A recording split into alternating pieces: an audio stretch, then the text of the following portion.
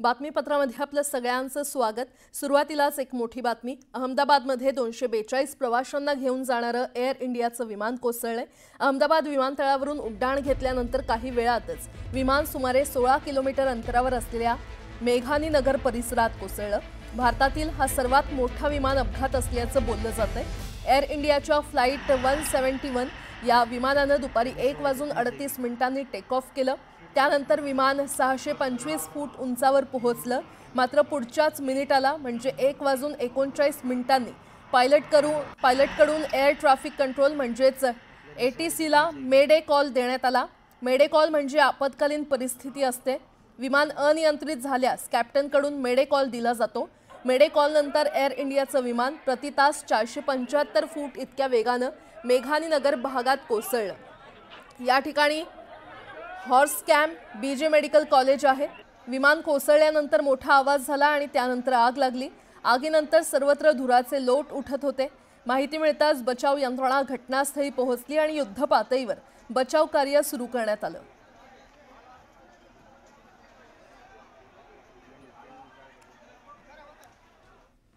Air इंडियाच्या Boeing Dreamliner विमानाचा अपघात झालाय। अपघात नेमका कसा झाला याची दृश्य न्यूज 18 लोकमतच्या हाती लागली आहेत। 31 सेकंदाच्या या व्हिडिओतून अपघाताचा थरार स्पष्ट होतोय।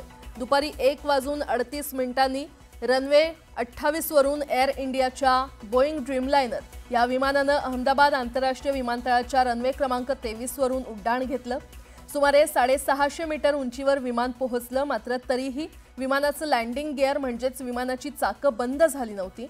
पूर्णपणे टेक ऑफ घेण्यापूर्वीच विमान पुन्हा खाली येऊ लागलं। अखेर विमान कोसळलं आणि मोठा स्फोट झाला। व्हिडिओमध्ये स्पष्टपणे दिसतंय की स्फोटानंतर हवेत उंच धुराचे लोट पसरलेले आहेत। विमान अपघाताचा हा संपूर्ण थरार या व्हिडिओमध्ये स्पष्टपणे दिसतोय।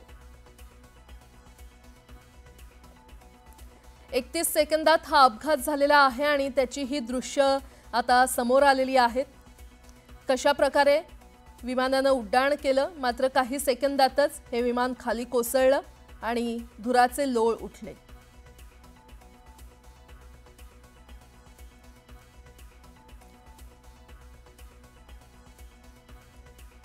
तर आपण पाहतोय अहमदाबादमध्ये हे विमान कोसळलं आणि ज्या ठिकाणी खरं तर हे विमान कोसळलं किंवा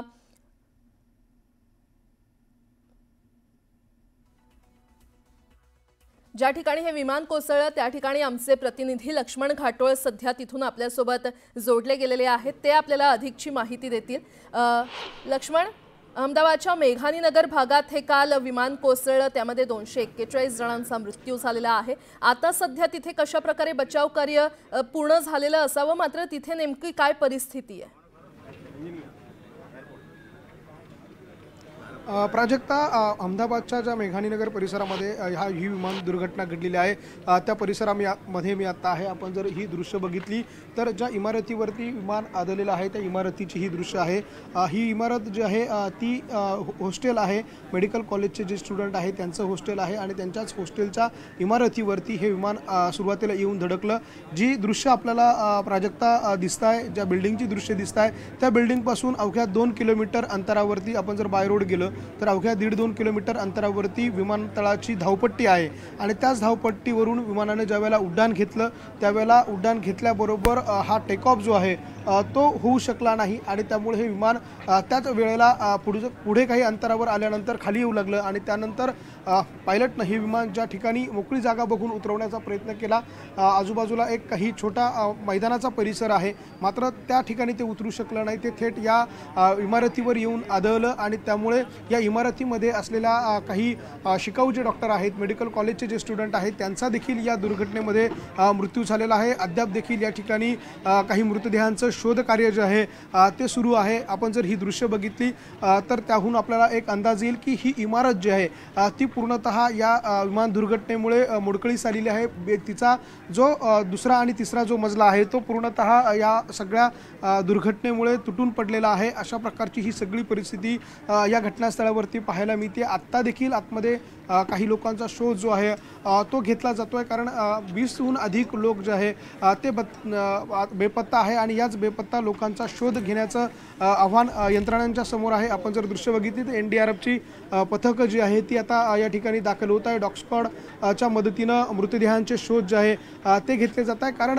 ही प्राजक्ता ज्यावेळेला ही दुर्घटना घडली त्यावेळेला मोठ्या प्रमाणात एक स्फोट झाला, आग त्या ठिकाणी भडकली आणि त्यामुळे अनेक जे प्रवासी होते आणि काही या ठिकाणी असलेले जे विद्यार्थी होते त्यांचा यामध्ये अक्षरशः दुर्दैवानं जळून मृत्यू झाला आहे। अनेकांचा अक्षरशः कोळसा या दुर्घटनेमध्ये झालेला होता। अशा प्रकारचं भीषण परिस्थिती या ठिकाणी आपल्याला पाहायला मिळते आणि थोड्याच वेळात देशाचे पंतप्रधान नरेंद्र मोदी हे देखील या ठिकाणी येणार आहे आणि त्यामुळे पोलिसांनी देखील हा संपूर्ण परिसर जो आहे तो आता सील केलेला आहे। आतमध्ये कुणालाही प्रवेश जो आहे तो दिला जात नाही आहे। पोलिसांचा कडेकोट बंदोबस्त या संपूर्ण मेघानी परिसरामध्ये तैनात करण्यात आलेला आहे। पुढच्या काही वेळामध्ये पंतप्रधान नरेंद्र मोदी हे स्वतः या घटनास्थळाची पाहणी करण्यासाठी या ठिकाणी दाखल होत आहे।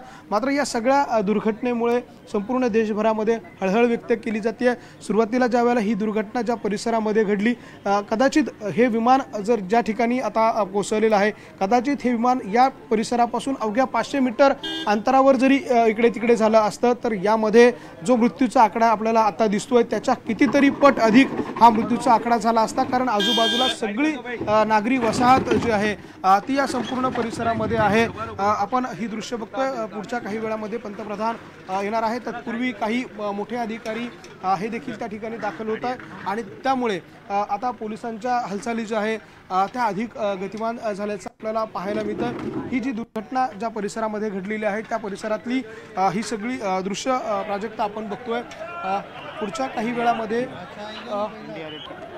ही सगळी दृश्य आपण बघतोय। NDRFचे वरिष्ठ अधिकारी जे आहेत ते देखील आता या ठिकाणी दाखल झालेले आहे। त्यांच्याकडनं जे मदतकार्य आतमध्ये केली जातं NDRFकडनं त्याचे वरिष्ठ अधिकारी आता दाखल झालेले आहे आणि आतमध्ये अद्यापही शोध कार्य जे आहे ते केलं जात आहे। काही मृतदेह आतमध्ये अडकले असावे अशा प्रकारचा अंदाज, अशा प्रकारचा माहिती जी आहे ती या यंत्रणांना आहे आणि त्या सगळ्याच्याच अनुषंगानं आता हा तपास जो आहे तो केला जातोय। ही सगळी दृश्य आहे मेघानी नगर परिसरामधली ज्या ठिकाणी हे विमान कोसळले। पुन्हा एकदा या इमारतीची आपण दृश्य बघणार आहोत। अक्षरशः हा इमारतीचा परिसर जो आहे तो पूर्ण काळा पडलेला आहे, अर्थात या ठिकाणी मोठ्या प्रमाणात धुराचे लोट होते। आग या संपूर्ण परिसरामध्ये लागलेली होती। काही कळण्याच्या आत खरं तर या परिसरातल्या नागरिकांना, या विद्यार्थ्यांना बाहेर पडण्याच्या आत मोठ्या प्रमाणात आगीचे लोट जे आहे ते या परिसरामध्ये निर्माण झालेले होते आणि या सगळ्यामुळे आता आपल्याला हे यामध्ये आणखी काही माहिती समोर येते का, यामध्ये आणखी काही मृतदेह आतमध्ये सापडतात का हे बघणं महत्त्वाचं आहे। काही वेळापूर्वी NDRFची टीम जी आहे ती आतमध्ये गेलेली आहे। त्यांना आतमध्ये काही डेड बॉडी जे आहे त्या मिळून आल्याची माहिती आहे आणि त्यासाठीच आता हे पथक जे आहे, हे अधिकारी, हे जवान जे आहे ते आतमध्ये गेल्याचं आपल्याला पाहायला मिळतंय आणि एकूणच या ठिकाणी अद्याप देखील मदत कार्य, शोध कार्य जे आहे ते केलं जातं। हा संपूर्ण परिसर जो आहे तो अहमदाबादच्या मेघानी नगर परिसरातला हा सगळा परिसर आहे। प्राजक्त यापूर्वी जसं आपण सांगितलं की ही जी इमारत आपल्याला दृश्यांमध्ये दिसतीये त्या इमारतीच्या अगदी 500 मीटर अंतरावरती विमानतळाची सुरक्षा भिंत अर्थात जी बाउंड्री आहे ती त्या परिसरामध्ये आहे आणि त्याच्या पासून अवघ्या काही अंतरावरती विमानतळाची हद्द जी आहे ती सुरू होती आणि त्यापासूनच पुढे काही अंतरावर आल्यानंतर हे विमान कोसळलेलं आहे। यापूर्वी जसं आपण प्राजक्ता सांगितलं की सुदैवानं हे विमान जे आहे ते केवळ एका इमारतीवर कोसळलं, ज्यामुळे हा मृत्यूचा आकडा जो आपल्याला दिसतोय किंवा जो समोर आला आहे तो काही प्रमाणात कमी जरी असला तर कदाचित हे विमान पुढे काही 500 मीटर जरी पुढे सरकलं असतं किंवा डाव्या बाजूला सरकलं असतं तर या संपूर्ण परिसरामध्ये मोठ्या प्रमाणात नागरी वसाहत आहे, काही मोठे हॉस्पिटल्स आहे, काही मॉल्स या परिसरामध्ये आहे आणि त्यामुळे कदाचित विमान जर थोडं जरी आजूबाजूला सरकलं असतं तर एक मृत्यूचा आकडा जो आहे तो मोठा असता अशा प्रकारची भीती जी आहे ती व्यक्त केली जाते। ही समोर आपल्याला दृश्य पाहायला मिळत आहे, हे देखील कॉलेजचाच कॅम्पस आहे। या ठिकाणी काही शासकीय कार्यालय जे आहे ती देखील आजूबाजूला आहे आणि याच परिसरामध्ये विमान कोसळलेलं आहे आणि त्यामुळे आता या विमान दुर्घटनेमध्ये जो मृत्यूचा आकडा समोर आलेला आहे त्यामध्ये 250हून अधिक नागरिकांचा, ज्यामध्ये विमानातले प्रवासी आणि त्याचबरोबर या हॉस्टेलमध्ये राहणारे विद्यार्थी यांचा त्यामध्ये समावेश आहे। आतापर्यंत 250चा जो आकडा समोर आलेला आहे तो देखील वाढण्याची भीती जी आहे ती व्यक्त केली जाते आहे। प्राजक्ता, लक्ष्मण, आणखीन एक महत्त्वाचा प्रश्न, ज्यावेळी अशा प्रकारची दुर्घटना घडणार आहे असं पायलटला अंदाज येतो किंवा काहीतरी बिघाड आहे विमानामध्ये असा पायलटला अंदाज येतो, त्यावेळी पायलट खरं तर विमान कुठेतरी सुरक्षित ठिकाणी मैदानावर पाण्यामध्ये लँड करण्याचा प्रयत्न करतो। असाच प्रयत्न निश्चितच पायलटने केला असावा किंवा तितका वेळ त्याला मिळाला नसावा। मात्र या संपूर्ण परिसरात असं कोणतं परिसर आहे का जिथे मोठं मैदान आहे किंवा मोकळी जागा आहे? प्राजक्ता, ही जी इमारत आपल्याला दृश्यांमध्ये दिसती आहे हा एकमेव परिसर आहे जिथे मोठ्या प्रमाणात आजूबाजूला झाडं आहे आणि त्यामुळे हाच परिसर कदाचित मोकळ्या मैदानाचा असावा अशा प्रकारचा अंदाज पायलटला होता आणि त्यामुळे त्यांनी हे विमान या ठिकाणी उतरवण्याचा प्रयत्न केला। यामध्ये एक महत्त्वाची बाब प्राजक्ता, यापूर्वी जसं आपण सांगितलं की ही इमारत आपल्याला दृश्यांमध्ये दिसती आहे, त्या इमारतीपासून जर 500 मीटर अलीकडे किंवा पलीकडे जरी हे विमान उतरलं असतं किंवा त्या ठिकाणी जर कोसळलं असतं तर मोठी दुर्घटना घडली असती, ज्यामध्ये अनेक लोक मृत्यूचा आकडा जो आहे तो देखील इतका भयावह असता। कारण ही जी इमारत आहे त्यापासून 500-600 मीटर अंतरावरती नागरी वसाहत आहे। आणखी काही शासकीय इमारती आपल्याला समोरच्या बाजूला दृश्यांमध्ये पाहायला मिळत आहे। त्यामुळे जसं आपण सांगितलं की पायलटला याचा अंदाज होता की विमानामध्ये बिघाड आहे, कुठेतरी सुरक्षित ठिकाणी आपल्याला ते लँड करायचं आहे, त्याचा तो अंदाज घेतला जात होता। मात्र एक मैदान जे आहे मोकळं ते त्या ठिकाणी मिळू शकलं नाही। जी जागा दिसत होती, ओपन दिसत होती, ज्या ठिकाणी झाडी दिसत होती, अशा ठिकाणी ते विमान जे आहे ते उतरवण्याचा प्रयत्न करण्यात आला। मात्र दुर्दैवानं ज्या ठिकाणी हे विमान उतरवण्याचा प्रयत्न झाला त्याच ठिकाणी ही जवळपास 6 मजल्याची ही इमारत आहे आणि याच 6 मजल्याच्या इमारतीवरती येऊन हे विमान आदळलं आणि त्यामुळे त्याच ठिकाणी त्या विमानाचा दुर्दैवानं एक भीषण स्फोट झाला आणि त्या भीषण स्फोटानंतर मोठी आग भडकली आणि ही आग भडकल्यानंतर आतमध्ये असलेले विमानामध्ये असलेले जे प्रवासी आहे त्यांचा यामध्ये अक्षरशः होरपळून मृत्यू झालेला आहे। या इमारतीमध्ये असलेले जे मेडिकल कॉलेजचे जे स्टुडंट आहे त्यांचा यामध्ये होरपळून मृत्यू झालेला आहे। ज्यावेळेला रात्री प्राजक्ता आम्ही या ठिकाणी आलो त्यावेळेला काही मृतदेह जे काढले जात होते त्याचा अक्षरशः कोळसा झालेला होता, मृतदेह देखील ओळखले जाऊ शकत नव्हते, अशी सगळी परिस्थिती आहे।